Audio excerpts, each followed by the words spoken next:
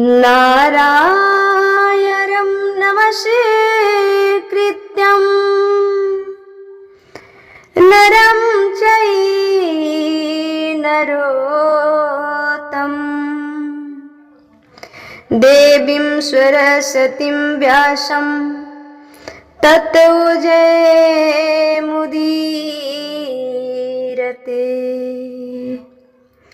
राधे तू बड़े भागिनी, कौन तपस्या की, 3 लोक 14 भुवन सो तेरे आधीन, सो तेरे आधीन। आए हो तो प्रेम से लो हरि का नाम, सब भक्तों को डिंपल की राधे राधे श्याम। सीता सीताराम। प्रेम से बोलिए श्री कृष्ण कन्हैया लाल की जय। श्री भागवती भगवान की जय। जय जय श्री राधे श्याम। सभी भागवत प्रेमियों को प्यार भरा श्री राधे राधे। जय जय श्री कृष्णा। भक्तों, आप सभी का स्वागत है।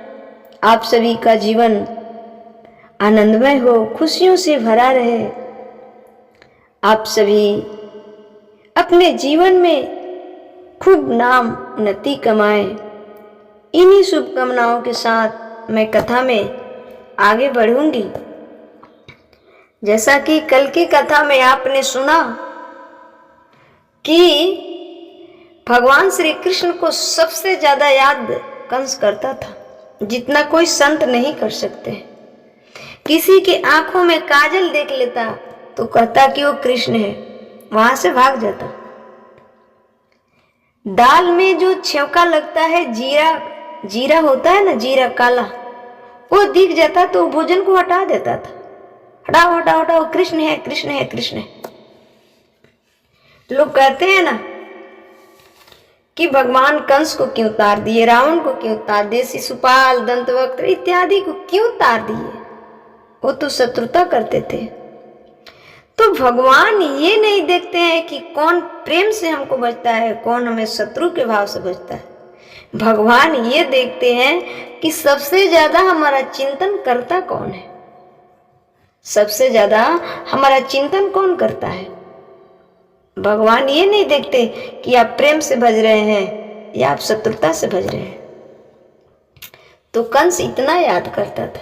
क्या हम सब, क्या संत जन तो याद करते हैं 24 घंटा, परंतु ऐसा चिंतन करते हैं? आप किसी से शत्रुता करके देख लीजिए, वो बार बार व्यक्ति याद आएगा आपको। आपका प्रेमी बार बार याद नहीं आएगा, पर जिसे आप शत्रुता कर लेंगे ना, वो बार बार याद आता है। इसलिए रावण इतना याद करता था भगवान श्री कृष्ण को।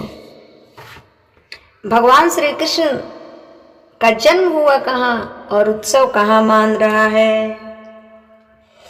उत्सव कहाँ मान रहा है? भगवान को लेकर चले वासुदेव जी और गोकुल में खूब आनंद से उत्सव हुआ।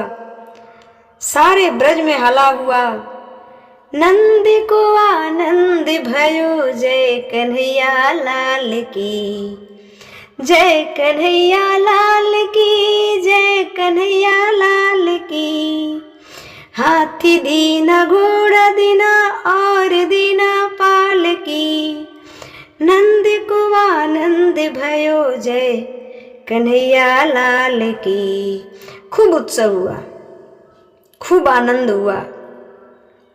एक बात बताएं, जब कंस ने उस देवी को पटकना चाहा, जो आंचल में जाकर विंध्यवाचली नाम से आज भी विराजमान है, पूजी जाती है। तो देवी ने कहा कि अरे दुष्ट, हमें क्या मार रहे हो, तुम्हें मारने वाला तो अवतार ले चुका है। कंस उस वक्त से चिंतित हो गया, कंस चिंतित हो गया और कंस भगवान श्री कृष्ण के पीछे अपना परिकर भेजने लगा मारने के लिए, अपना परिकर भेजने लगा। हम सब कहते हैं कि हमारे जीवन में बड़ा संघर्ष है, बड़ा संकट है। देखो ना, भगवान है, जब मानव का शरीर लेकर आए ना, पहले दिन, दूसरे दिन, तीसरे दिन से ही उन्हें युद्ध करना पड़ा। अभी पालने में लेटे हैं और युद्ध करना पड़ा। इससे भगवान ये मैसेज देना चाहते हैं कि मानव के जीवन में संघर्ष ही संघर्ष है, मानव के जीवन में संघर्ष है। संघर्ष करो, घबराओ मत, अंततः विजय होगा। इसलिए भगवान श्री कृष्ण अभी 2 दिन के थे तब तक कोई राक्षस गया, 3 दिन के हुए तब तक कोई राक्षस हुआ गया। अभी तो उत्सव चल ही रहा था, अभी भगवान की उत्सव चल रहा था कि पूतना मौसी एंट्री हो गई। अब लो ना, अभी उत्सव चल रहा है तब तक पूतना मौसी की एंट्री हो गई, फिर भगवान पूतना मौसी को मारे।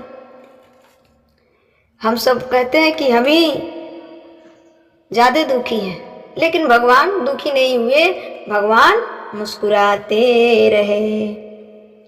तो हमें ये मैसेज दे रहे हैं भगवान कि मानव के जीवन में संघर्ष है और संघर्ष से पीछा कभी हटना नहीं चाहिए। अब पूतना मौसी बनकर गई है खूब सुंदर सज धज कर, स्तनों में विष भर के, और भगवान श्री कृष्ण बाहरी चेहरे को नहीं देखते, बाहरी की सुंदरता को नहीं देखते, वो तो अंदर की सुंदरता को देखते हैं, वो तो अंदर की सुंदरता को देखते हैं। पूतना लोके बाल ग्री राक्षसी रुधिरासना जिगानसया परिये स्तनं दत्तेवापसदे गतिम। पूतना बच्चों को मार कर खाती थी, पूतना बच्चों को मार कर खाती थी। ऐसी पूतना भगवान को मारने के लिए अपने स्तनों में जहर भरकर चली। क्या भरकर? जहर भरकर चली। तभी पूतना को देखकर भगवान ने आंखें बंद कर ली। पूतना मौसी को देखकर भगवान ने आंखें बंद कर ली। मानो भगवान कहते हैं कि जिसका तन सुंदर है, जिसका तन सुंदर है पर मन बहुत गंदा है, मैं उसे नहीं देखता, मैं उसे नहीं देखता। पूतना बड़ी सुंदर थी, पूतना बड़ी सुंदर थी तन की, पर मन से जहर भर ले गई थी, मन से जहर भर के लाई अपने अंदर, अपने स्तनों में जहर भर के कालकूट नाम का विष भर कर ले गई। जिसका तन सुंदर है और मन बड़ा गंदा है, भगवान कहते हैं कि हम उसके तरफ देखते भी नहीं। भगवान पूतना मौसी की तरफ देखे नहीं। भगवान अंतर्मुखी है, अंतर्मुखी, बाहरमुखी थोड़े हैं। वो तो बाहर की चीजों को थोड़े देखते हैं, वो तो अंदर की चीजों को देखते हैं। तो भगवान श्री कृष्ण ने अपनी आंखें बंद कर ली। क्यों? क्योंकि तन की सुंदरता को हम नहीं देखते, हम तो मन की सुंदरता को देखते हैं। तो पूतना मौसी का तन सुंदर था पर मन में गंदा था। स्तनों में तो कालकूट नाम का विष भर कर ले गई थी। भगवान कहते हैं ऐसे को हम देखना भी पसंद नहीं करते, इसलिए नेत्रों को बंद कर लिया, आंखें मूंद ली भगवान ने। भगवान नहीं देखते उन लोगों को जिनका तन बहुत सुंदर है पर मन गंदा है। इसलिए श्रृंगार तन का तो हो, इसलिए श्रृंगार तन का तो हो, पर तन से ज्यादा जरूरी है मन का श्रृंगार। तन से ज्यादा जरूरी है मन का श्रृंगार। यदि आपका मन निर्मल है और तन थोड़ा गंदा भी है तो समाज एक्सेप्ट नहीं करेगा। समाज कुछ कर सकता है पर भगवान नहीं, भगवान उसे स्वीकार कर लेंगे, भगवान उसे स्वीकार कर लेंगे। इसलिए मन का श्रृंगार, मन निर्मल हो, सुंदर और पवित्र हो तो मन का श्रृंगार करो। तन का श्रृंगार से भगवान कभी प्रसन्न नहीं होते। तन में है कि हम ये पूजा कर लें, ये हमें शांति मिल जाए, पर उसे वो यदि पूजा करता है तो उसको पूजा में हम बाधा पहुंचा दें तो ये शांति नहीं मिल सकती, इससे भगवान प्रसन्न नहीं हो सकते। वो जो तुम पूजा कर रहे हो ना वो भी खत्म, उल्टा असर पड़ेगा, उल्टा असर पड़ेगा। क्यों? क्योंकि त्रिभुवन है मेरे कन्हैया, त्रिभुवन है मेरे कन्हैया। आप शंकर भगवान के पुजारी हैं, हनुमान जी के पुजारी हैं, माता दुर्गा के पुजारी हैं, चाहे किसी भी देवी देवता के बड़े भक्त हैं।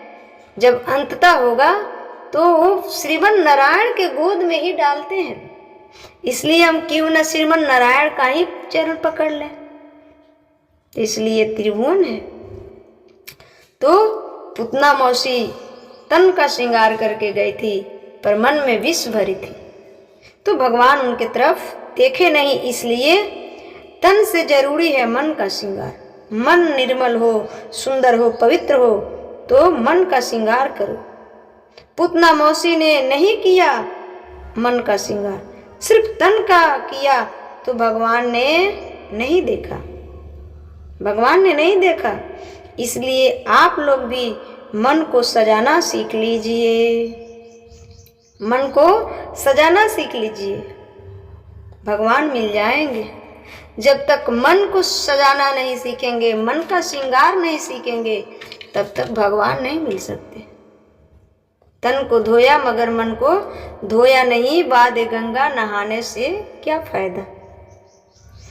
तन को धोया मगर मन को धोया नहीं, बाद गंगा नहाने से क्या फायदा। कोई फायदा नहीं है। इसलिए मन की शुद्धि चाहिए। और मन की शुद्धि कैसे होगी अभी मैं बताऊंगी कि मन की शुद्धि कैसे होगी।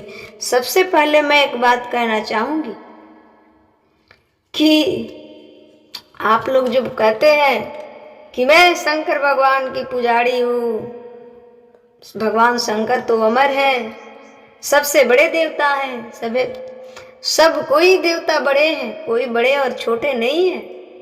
और भगवान श्री नारायण ही श्री कृष्ण है, श्री राम है, शंकर है, ये दो तीन नहीं है। माना कि रूप अलग अलग है, रूप अलग अलग है। जैसे एक स्त्री अपने पिता के घर रहती है तो पुत्री बेटी बहन के रूप में रहती है, और अपने ससुराल जाती है तो पत्नी स्त्री बहू के रूप में रहती है, घूंघट में रहती है। तो जब जहाँ जिस रूप की जरूरत पड़ती है उस रूप में भगवान प्रकट होते हैं। ये दो और तीन नहीं है। यदि आप चाहें कि हम भगवान श्री कृष्ण का अपमान कर दें और भगवान शंकर जी को पूजा करके प्रसन्न कर लें, आप अपना गर्दन भी काट कर चढ़ा देंगे ना, भगवान शिव प्रसन्न नहीं हो सकते। भगवान शंकर चिंतन किसका करते हैं? भगवान शंकर चिंतन किसका करते हैं? राम राम श्री राम। तो प्रसन्नता नहीं मिल सकती है। सब कोई भगवान श्री नारायण को पूजा करता है। इसलिए आप जिस रूप में पूजते हैं उस रूप में भगवान का दर्शन किया कीजिए। ये अभिमान हटा दीजिए कि हमारे ये बड़े हैं, वो बड़े हैं। कोई बड़े और छोटे नहीं हैं। तो मन की शुद्धि कैसे होगी? अभी मैंने इतनी देर बोली, इससे हो जाएगी कि कोई फर्क ना पड़े कि आपका अपमान हो रहा है कि सम्मान हो रहा है। आपका अपमान हो रहा है कि सम्मान हो रहा है। मैं ये नहीं कहती कि आपको कोई प्रतिदिन गाली देते जाए, सहते रहो ना जी। मैं ये नहीं कहती कि आपको प्रतिदिन कोई प्रताड़ित करते रह जाए, आप सहते जाओ ना जी। ये कहीं नहीं लिखा है। साम दाम भय भेद ये भी नियम है, लेकिन ये होना चाहिए कि थोड़ा सा कहीं अपमान हो गया तो उस अपमान से हमें कोई असर ना हो। कोई सम्मान कर दिया, उस सम्मान का हमें अभिमान ना हो। ये होना चाहिए। अपने हक, अपने सम्मान की रक्षा करने का सबका जिम्मेदारी है। ये नहीं है कि कोई गाली देते रहा और तुम सहते रहो। ये कलयुग है। लोग तो समझेगा कि डर रहा है, डर रही है, भाग रही है हमसे और पछाड़ेगा। लेकिन हाँ, एक बार मौका दो उसे। क्यों? क्योंकि वो मूर्ख है। मूर्ख है ना, तो मौका भी देना हमारा धर्म है। तो आपका अपमान हो रहा है कि सम्मान हो रहा है, हानि हो रहा है या लाभ, इससे कोई फर्क ना पड़े। कर्म आपके हाथ में है। कर्म आपके हाथ में है। बस कर्म करो, कर्म करो। सब जगह वही सिद्धांत लगेगा, 2 और 2 4। चाहे आप कहीं से भी जोड़ कीजिएगा, ऐड कीजिएगा, तो 2 और 2 4 ही होगा। उसी प्रकार हर जगह से कर्म पर ही हमारा अधिकार है, यही सूत्र लगेगा। सब जगह लगता है भाई। फंडा तो वही है, 2 और 2 4 वाला चलता है ना। फिर 10 और 10 20, 100 और 100 200 वाला यही होगा ना। यही सिखाया तो जाता है। 2 और 2 4, ये समझ में आ गया तो फिर आगे की सारी बातें समझ में आ जाएंगी। जब ये समझ में आ गया कि 2 और 2 4 होता है तो 3 3 6 हो जाएगा, 4 4 8 हो जाएगा, ये खुद समझ में आ जाएगी। उसी प्रकार सम्मान और अपमान थोड़ा सा कहीं होता है तो उसे बर्दाश्त करो। और अपमान, सम्मान तो कितना भी ज्यादा हो जाए, उस सम्मान का अहंकार नहीं करना चाहिए। नहीं तो वहीं से पतन स्टार्ट, वहीं से क्या होता है, पतन स्टार्ट हो जाएगा। इसलिए तन की शुद्धि से ज्यादा मन की शुद्धि की जरूरत है। तन की शुद्धि से ज्यादा मन की शुद्धि की जरूरत है। अब आप सभी को समझ में आ गया होगा। सब चीजें थोड़ी पढ़ाई जाती है, कुछ चीजें पढ़ाई जाती है, कुछ चीजें फिर अपने आप आने लगती है। उसी प्रकार आप सभी को हमने इतना बता दिया। अब आप सभी आगे अपना थोड़ा सा दिमाग लगाएं। मैं कभी ये नहीं कहती कि आप को कोई मार रहा है, थप्पड़ दे रहा है और चुपचाप थप्पड़ लेते रहो। नहीं, एक बार बर्दाश्त करो, दूसरी बार ऐसा पलट कर थप्पड़ दो तो फिर वो सोच ले कि फिर तीसरे तुम्हारे जैसा कोई अगर मिल जाए तो फिर वो किसी पर थप्पड़ उठा ना पाए। हमारा शास्त्र ये भी सिखाता है कि साम मतलब समझाओ, दाम मतलब कुछ दे दो, साम दाम भय। उसके बाद ही नहीं मानता है तो भय दिखाओ, और यदि भय से भी नहीं मानता है तो भेद, उससे दूरी कर लो, दुष्ट से दूरी कर लो। वो दुष्ट है, क्या है, दुष्ट है। तो सम्मान और अपमान ये सबके पीछे पड़े हुए हैं, और इसके पीछे जब पड़ेंगे तो गड़बड़ हो जाएगी, हमारी सब कुछ गड़बड़ हो जाएगी। इसलिए इस सब को हटाकर अपने तन को शुद्धि ना करे या ना करे, पर मन को शुद्धि करना चाहिए। हर देवी देवता में भगवान का दर्शन करना चाहिए। मन का शुद्धि तो यही है ना, हर इंसान में भगवान का दर्शन करना चाहिए। नहीं तो जो आपका प्रिय है वो सुंदर है, बढ़िया है, और जो थोड़ा सा गंदा है वो इंसान नहीं है, जानवर है। ऐसा व्यवहार